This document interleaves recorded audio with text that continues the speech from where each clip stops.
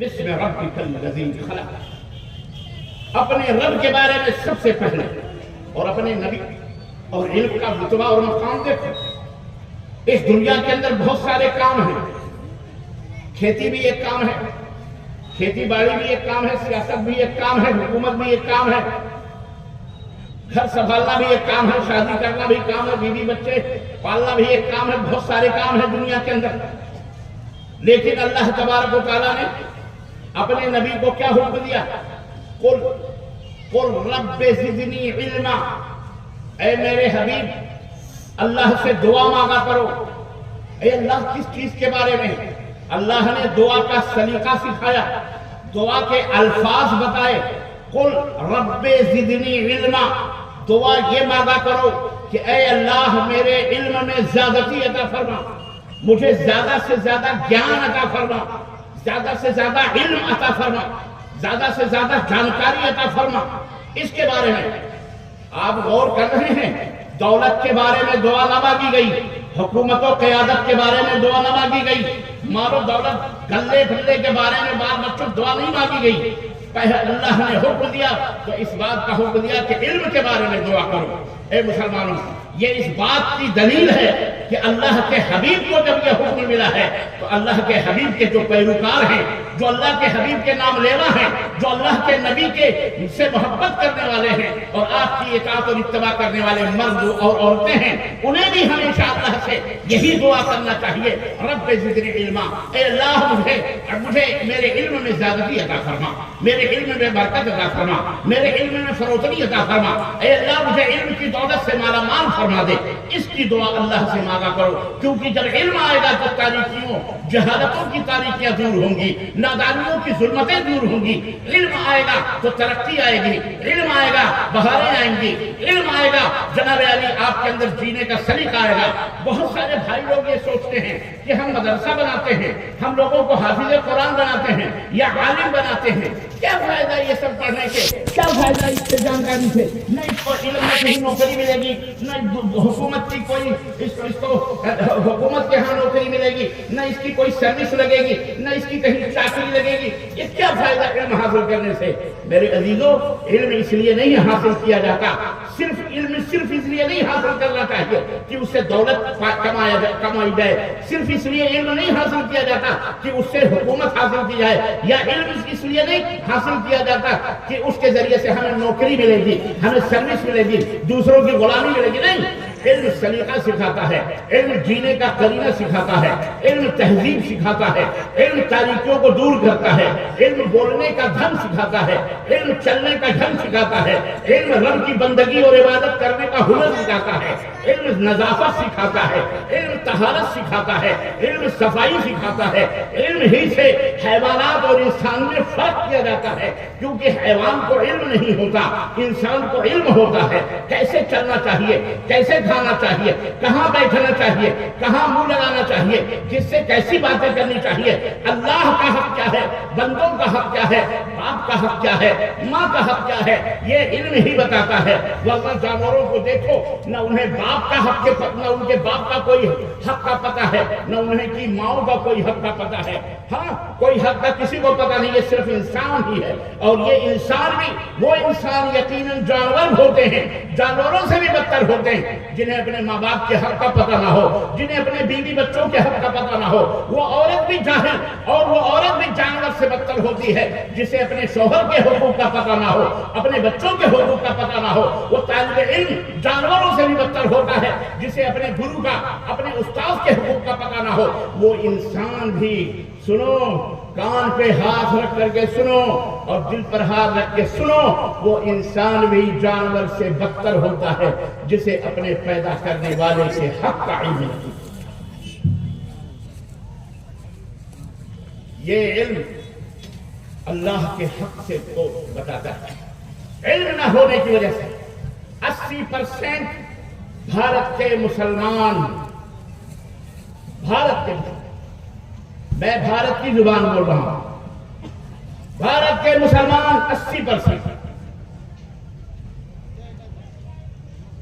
مسلمان علم نہ ہونے کی وجہ سے، اللہ کا حق نہ جاننے کی وجہ سے کہ اللہ کا حق کیا ہے؟ رب کعبہ کی قسم ہے مردوں کی چوکھٹوں پر سر جھکاتا ہے. بولو جھکاتے کہ نہیں؟ بولو ذرا میں زور سے بولو. 80% مسلمان اللہ کے حق کو نہ جاننے کی وجہ سے اللہ کی عبادت و بندگی میں غیر اللہ کو شریک کرتے اور اسے عقیدت و محبت کا نام دیتے کہ ہمیں عقیدت ہے اپنے بزرگوں سے. ہم تو رسول اللہ صلی اللہ علیہ وسلم کے عاشق ہیں. علم نہ ہونے کی وجہ سے بولو بتاؤ ایک عورت اپنے شوہر کے حق کو نہ جانے اور اپنے جسم کو غیر مردوں کے ہاتھوں میں بانٹتی پھرے اس عورت کو بیوی کہلانے کا حق حاصل ہے؟ بولو ہمارا زور سے بولو. تم مردے ہو نہیں سن رہے ہو کیا تیری آواز؟ آخری تقریر ہے پتہ نہیں پھر ملاقات ہوگی جو کہ نہیں ہوگی اللہ ہی بہتر جانے. زندگی وفا کرے نہ کرے لیکن کم از کم اس بات کی جانکاری میں دے کے جا رہا ہوں اس کا علم دے کے جا رہا ہوں کہ محترم جو عورت اپنے شوہر کے حق کو نہیں جانتی کہ اس کا حق کیا ہے اس کا حق کیا ہے. نبی کائنات سے پوچھا گیا کہ اللہ کے نبی ایک مرد کا حق عورت کے اوپر کیا ہے اور ایک عورت کا حق مرد کے اوپر اس کے شوہر کے اوپر کیا ہے؟ تو نبی نے فرمایا ایک شوہر ایک بیوی کا حق اس کے شوہر پر یہ ہے کہ جو کھائے وہ اپنی بیوی کو بھی کھلائے جو پہنے وہ اس کی بیوی کو بھی اسی طرح سے پہنائے. مطلب جتنا اچھا جتنی اچھی کوالٹی کا کپڑا وہ پہنے اسی طرح سے اچھی کوالٹی کے کپڑے اپنی بیوی کو بھی پہنائے. خوشبو استعمال وہ کرے تو اپنی بیوی کو بھی خوشبو لا کر کے دے. صابن استعمال وہ کرے تو اپنی بیوی کو بھی صابن کپڑے جوتے چپل اوپر سے لے کے نیچے تک سارے اس کے سامان کھانے پینے کے مہیا کرے. یہ نہیں کہ اپنا جا کے 5 اسٹار ہوٹلوں میں کھانا کھائے اور بیوی سے کہے پیسے نہیں ہیں چٹنی روٹی کھا لو اور کیا کہتے ہیں لٹی اور چوکھے کے اوپر زندگی گزارنا. لٹی اور چوکھا میں نے آج کھایا اس لیے یاد آیا خصوصی طور پر کھایا ہم نے. بڑا نام سنتا لٹی اور چوکھا واقعی بڑا مزیدار تھا. تو لٹی اور چوکھا کھاؤ ہم تو مرغ مسلم اور بریانی کھا رہے ہیں.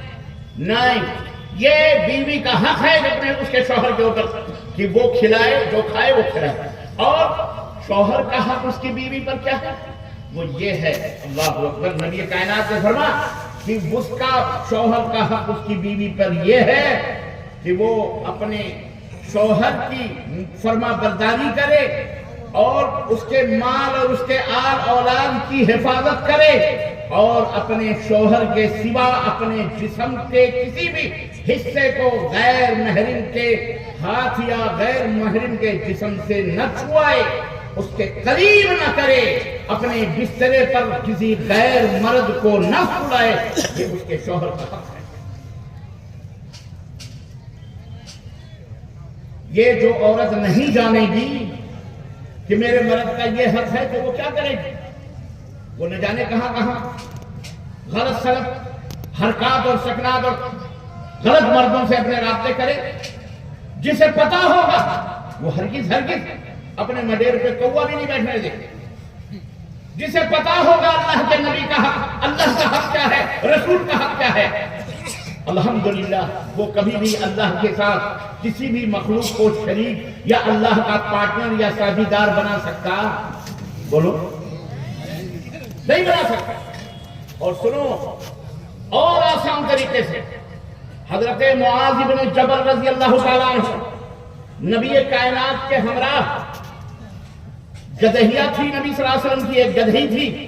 آپ صلی اللہ علیہ وسلم اس کے اوپر بیٹھے تھے اور معاذ بن جبل بھی اسی گدھیہ پہ پیچھے بیٹھے تھے. دونوں جا رہے تھے. اللہ کے نبی نے کہا یا معاذ قال لبیک وسعدیک یا رسول اللہ. اے معاذ اللہ کے نبی نے کہا معاذ تو نے کہا اللہ کے نبی حاضر ہوں. اللہ کے نبی حاضر ہوں کیا بات ہے؟ 3 دفعہ آپ نے آواز دی اور تینوں دفعہ انہوں نے کہا میں حاضر ہوں میں حاضر ہوں میں حاضر ہوں.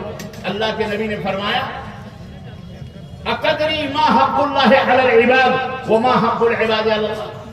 معاذ کیا تم جانتے ہو کہ اللہ کا حق بندے پر کیا ہے اور کیا تمہیں پتا ہے کہ بندوں کا حق اللہ پر کیا ہے؟ قال اللہ ورسولہ اعلم، معاذ بن جبل نے کہا اللہ اس کے رسول زیادہ جانتے ہیں۔ نبی کائنات صلی اللہ علیہ وسلم نے فرمایا اللہ کا حق اللہ کے بندوں پر یہ ہے کہ وہ اللہ کے ساتھ کسی بھی مخلوق کو شریک نہ ٹھہرائیں، ساجیدار نہ بنائیں۔ لا الہ الا اللہ، اللہ کے سوا کوئی معبود برحق نہیں، سارے معبود جھوٹے ہیں، سارے معبود جھوٹے ہیں، چاہے وہ نبی کو معبود بنایا گیا ہو، رسول کو معبود بنایا گیا ہو، ولی کو معبود بنایا گیا ہو، کسی شہید کو، کسی انسان کو، کسی پیڑ کو، کسی پودے کو، کسی حیوان کو، کسی جانور کو، کسی بچڑے کو، کسی گائے کو، کسی نبی کو، چاہے وہ موسیٰ کو، چاہے وہ عیسیٰ کو، چاہے ہمارے آخری نبی حضرت محمد الرسول اللہ صلی اللہ علیہ وسلم کو، چاہے صحابہ کو، چاہے حسن کو، چاہے حسین کو، چاہے علی کو، چاہے فاطمہ کو، چاہے ابو بکر کو، چاہے عمر کو، چاہے عثمان کو۔ غرض کی کائنات میں اللہ کے سوا جتنی بھی چیزیں ہیں، کسی کو بھی اگر کسی نے معبود بنا لیا تو یہ سب کا سب شرک باللہ۔ ایسا بندہ مسلمان ہونے کا حق رکھ سکتا؟ بولو نہیں، مشرک ہے، وہ مشرک ہے، وہ اللہ کے حق کا ڈاکو ہے۔ جیسے وہ عورت اپنے شوہر کے بسترے پر غیر مرد کو سلا کر وہ بیوی کا حق کھو دیتی ہے، ایسے ہی ایک شخص کلمہ پڑھ کر اللہ کے ساتھ کسی کو بھی شریک بنا کر، ساجیدار بنا کر کے وہ اسلام اور مسلمانوں کے حق سے محروم ہو جاتا ہے۔ یہ کیوں ایسا ہوا؟ علم نہ ہونے سے۔ علم ہوتا، اللہ کے حدیث کا علم ہوتا، اللہ کے نبی کے حدیثوں کا علم ہوتا، اللہ کے قرآن کا علم ہوتا، تو پھر وہ اللہ کے حق کو اور بندوں کے حق میں خلط کرتا۔ رسول اللہ صلی اللہ علیہ وسلم کا حق کیا ہے؟ ہمارے نبی کا بھی ہمارے حق۔ رسول اللہ صلی اللہ علیہ وسلم کا حق یہ ہے کہ ہم رسول اللہ صلی اللہ علیہ وسلم سے محبت کریں، اللہ کے نبی کو اپنا رہنما، رہبر، مقتدی، پیشوا، اور جس طرح رب کی عبادت میں کسی کو شریک کرنا شرک ہے، ایسے ہی رسول اللہ صلی اللہ علیہ وسلم کی رسالت میں کسی بھی امتی کو شریک کرنا یہ شرک بھی رسالت۔ نبوت کا مقام کیا ہے؟ رسالت کا مقام یہ ہے کہ اللہ کے نبی کی بات آ جائے تو کائنات کے کسی کی بھی بات چل سکتی؟ بولو یہ منصب ہے رسول اللہ صلی اللہ علیہ وسلم کا۔ اے مسلمانوں، یہ آپ کو اس لیے بتا رہا ہوں، اور یہ دونوں باتیں اس لیے میں بتا کے جا رہا ہوں کہ آج مسلمان بھارت کے کثیر تعداد میں اس برائی کے اندر ملوث ہیں، اور مبارک ہو اہل حدیثوں تمہیں مبارک ہو کہ اللہ نے تمہیں ان دونوں کا علم عطا فرمایا ہے کہ اللہ کے حق میں کسی کو شریک نہ کیا جائے، اور رسول اللہ کی رسالت میں کسی کو بھی ساجیدار نہ بنایا جائے۔ رسول امام الہدیٰ ہیں، رسول امام الانبیاء ہیں، رسول امام کائنات ہیں۔ رسول کی محبت در حقیقت اللہ کی محبت، من یطع الرسول فقد اطاع اللہ۔ میرے نبی کا منصب یہ ہے کہ جو رسول کے پیچھے چلتا ہے وہ در حقیقت اللہ کا فرمانبردار ہوتا ہے۔ یہ اہل حدیث کا عقیدہ ہے، اور وہاں بھی کہہ کر کے ہمیں بدنام نہ کیا جائے، وہاں بھی کہہ کر کے جھوٹ نہ بولو، وہاں بھی کہہ کر کے کہ ہم گستاخ رسول ہیں، گستاخ نبی ہیں۔ ارے مردودو، تم سے بڑھ کر کے گستاخ دنیا میں ابو جہل بھی نہیں تھا، ابو لہب بھی نہیں تھا۔ تم کلمہ پڑھ کر کے، ارے کوئی بن بیاہی لڑکی اگر کسی کے ساتھ بھاگ جائے، اگر وہ کسی کے ساتھ بدکاری کر لے بن بیاہے لڑکے کے ساتھ، شریعت نے اس کو حکم دیا ہے کہ اسے 100 کوڑے مارے جائیں۔ کتنے مارے جائیں؟ 100 کوڑے مارے جائیں بس، اور اسے شہر سے دور کر دیا جائے اس لڑکے کو مار کر کے اس لڑکی کو۔ لیکن اگر کوئی شادی شدہ لڑکی، عورت زناکاری کے اندر، مرد زناکاری کے اندر پکڑا گیا تو اس کی کیا سزا اسلام نے مقرر کی؟ کیا سزا مقرر کی ہے مسلمانوں؟ بتاؤ کیا؟ اسے پتھروں سے مار مار کر کے ہلاک کیا۔ سوال پیدا ہوتا ہے کہ زنا تو دونوں نے کیا ہے، کنواری نے بھی زنا کیا ہے، غیر شادی شدہ لڑکی نے بھی زنا کیا ہے، بلاತ್ಕಾರ کیا ہے، اور شادی شدہ عورت نے بھی زنا کیا ہے، لیکن یہ سزائیں مختلف کیوں ہیں؟ اللہ اکبر! سزائیں مختلف اس لیے ہیں کہ پہلی والی کو پہلی والی کے پاس اس کی شادی نہیں ہوئی، اسے زندگی کی لذت کا، اسے زندگی کے نشیب و فراز کا، اسے اچھے اور برے کا اس کے لیے کوئی انتظام نہیں کیا گیا، اس لیے اس نے بھول بھڑکے میں، بہلاوے میں، بہکاوے میں اس نے یہ غلط قدم اٹھا لیا، اسے 100 کوڑے مارے جائیں گے۔ لیکن یہ ایک عورت جس کے لیے شادی کا انتظام کیا گیا، شوہر کا انتظام کیا گیا، باقاعدہ نکاح پڑھایا گیا، مہر بھی دی گئی، گواہ بھی مقرر کیے گئے، ماں باپ کی اجازت بھی رہی، سماج اور معاشرے کے اندر اس کا نکاح ہوا، اس کے باوجود بھی اپنے شوہر سے گھر کو اور اس کے در کو چھوڑ کر وہ غیر مرد کے ساتھ بدکاری کرے گی، اس لیے اس کو اتنا بڑا جرم دیا، سزا دی جائے کہ اسے جینے کا کوئی حق دنیا کے اندر نہیں ہو رہا۔ ایک میں نے مثال دی ہے، اس کو سامنے رکھنا۔ ایک بے کلمہ شرک کرتا ہے، گائے پوچھتا ہے، بیل پوچھتا ہے، بھینس پوچھتا ہے،